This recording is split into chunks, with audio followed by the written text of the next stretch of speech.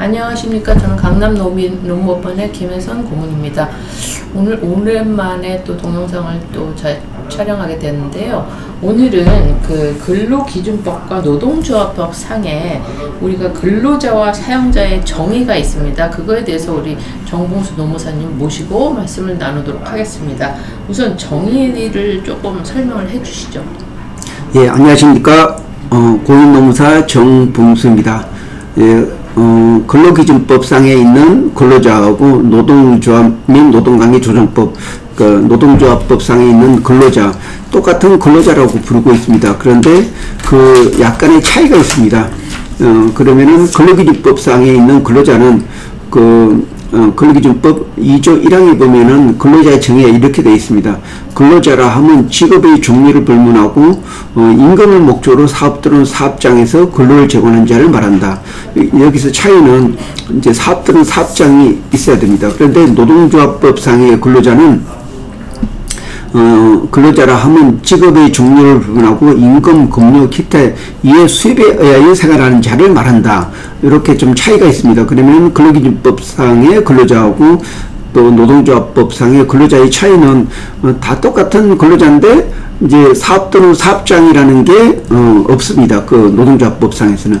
그래서 우리가 이 근로기준법상의 근로자를 정의하고 또 판례에서 판단할 때는 이제 근로자를 판단할 때는 인적 종속성, 다시 말해서 사업주가 직접 그 개별 근로자를 출퇴근 관리를 하고 근로시간, 근로장소, 기타 직접 관리를 하는 거, 그리고 경제적 종속성, 그러니까 고정적 임금이나 이런 그러니까 항상 매월 임금을 주는 그런 형태가 바로 경제적 종속성이라고 할 수 있습니다. 그래서 근로기준법 근로자가 되기 위해서는 인적 종속성과 경제적 종속성이 두 개가 충족돼야지만이 근로기준법상의 근로자가 됩니다.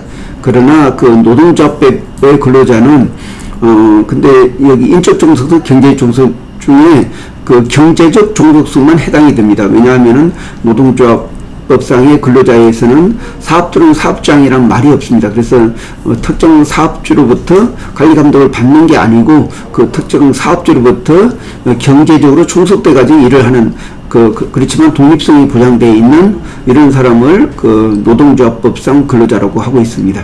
아, 예. 그렇다면 조금 예를 들면서 설명해 주시면 더 명확할 것 같은데, 예를 들어서 어떤 그 배달원이나 택배 기사나 이런 분들 같은 경우는 어디에 노동조합법상의 근로자라고 봐야 되나요?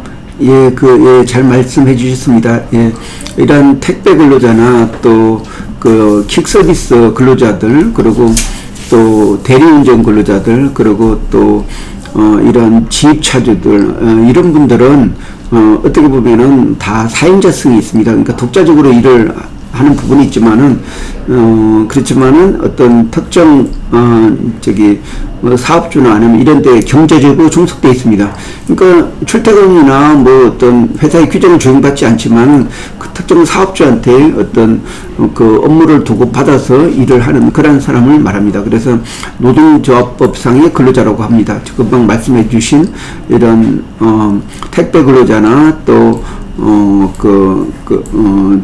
뭐 배달원이나 아니면 킥서비스나 그리고 대리운전 이런 사람들도 예를 들어서 카카오 택시 아니면 카카오 회사에 전속적으로 일을 하는 이런 자영업자들, 이런 사람은 근로기준법상의 근로자는 아니고 이렇게 노동조합법상의 근로자라고 할 수가 있습니다.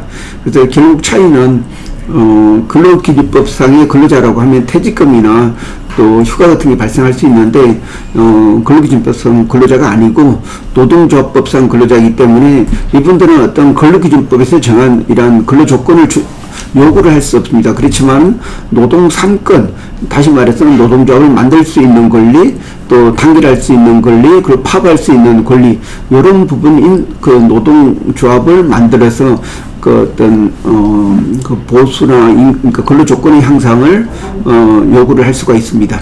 네, 그렇군요. 그러면 영어로 치면 이게 해당이 되는지 모르겠지만 블루 칼라하고 화이트 칼라 차이도 되겠네요, 이제. 그 조금 약간 성격이 다른데 블루 칼라나 화이트 칼라는 실제적으로 사무직이냐 또 생산직이나 이런 부분인데, 이런 부분은 다 그 근로기준법상의 근로자에 해당되고, 이 노동조합법상의 근로자라고 하면은 경제적 종속은 인정이 되지만 저기 인적 종속성, 다시 말해서 사업주의 직접적인 지시 관리를 받지 않는 그런 사람이라고 할 수가 있겠습니다. 아, 그렇군요. 그렇다면 이제 두 법상의 사용자의 정의는 또 어떻게 될까요? 사용자는 실질적으로 같습니다. 사용자는 그 특정 근로자에 대해서 지배 관리를 할 수 있는 그런 역할, 주위에 있는 사람을 말하는데, 그 근로기준법상의 사용자나 노동조합법상의 근로자는 사용자는 똑같습니다. 그래서 그 정의를 보면 사업주, 사업경영 담당자, 기타 근로자에 관한 사항에 대해서 사용자를 대리하는, 이렇게 대리하는 이런 사람들이 보통 이제 사용자라고 하고 있습니다. 그런데 이제 여기서 실제 사업주가 있고, 또 사업주를 대리해서 있는 경영 담당자, 이 사람들은 근로자하고 사용자의 어떤 중간적인 개념이라고 할 수가 있습니다. 그래서 노동조합법상의 사용자도 실질적으로 그 해당 그 노동조합법상에 있는 근로자를 지배 관리를 할 수 있는 그런 위치에 있는 사람이 바로 사용자라고 할 수 있겠습니다. 네, 그러면 이 두 분, 그러니까 근로자의 그 차이로 인해서 혹시 어떤 특별한 그 사건이 최근 발생을 해가지고 혹시 소개하실 만한 예가 있으신가요?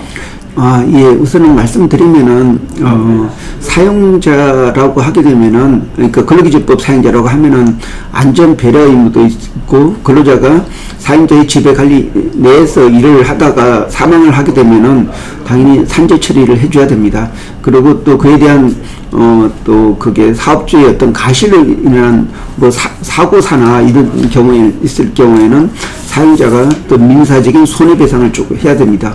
그 외에 근로기준법 사용자로서의 의무는 이러한 또 성희롱 예방 의무나 그 안전조치의 의무, 그리고 또 이렇게 이러한 산재가 발생했을 때에 대한 어떤 후속 조치를 사용자가 다 책임지고 해야 됩니다. 근데 그 노동조합법상 사용자는 인적 종속이 없고 경제적 종속만 있기 때문에 그 해당 그 노동조합법상 근로자, 특히 택배 근로자들이 가로사로 사망했더라도 이것은 스스로가 어떤 이익을 많이 내기 위해서 한 활동이고, 사업주가 이 사람들은 시간이나 근로 장소에 대해서 지배를 안 하기 때문에 그 사업주 책임이 없습니다. 그렇지만은 최근에 사회보장 제도를 확대하는 입장에서 이러한 그 노동조합법상에 있는 근로자도 산재보험을 확대를 해주고 있습니다. 근데 좀 차이는 산재보험은 사업주가 근로기준법상의 근로자인 경우는 사업주가 다 100% 부담을 하게 됩니다. 근데 노동조합법상의 이러한 근로자에 대해서는 산재보험에 있어서 사업주 50%, 또 노동조합법상의 근로자가 50% 이렇게 해서 같이 부담을 하고 있습니다. 그래서 산재가 나오더라도 사업주는 책임이 없고, 근로자 본인이 모든 책임을 져야 되고, 그 대신에 그 사회보장 차원에서는 부분적으로 보호를 받고 있습니다. 네, 그렇군요. 오늘 그 근로기준법이나 노동조합에 따른 근로자의 차이에 대해서 정말 명확히 한 것 같습니다. 오늘 말씀 감사합니다. 예, 고맙습니다.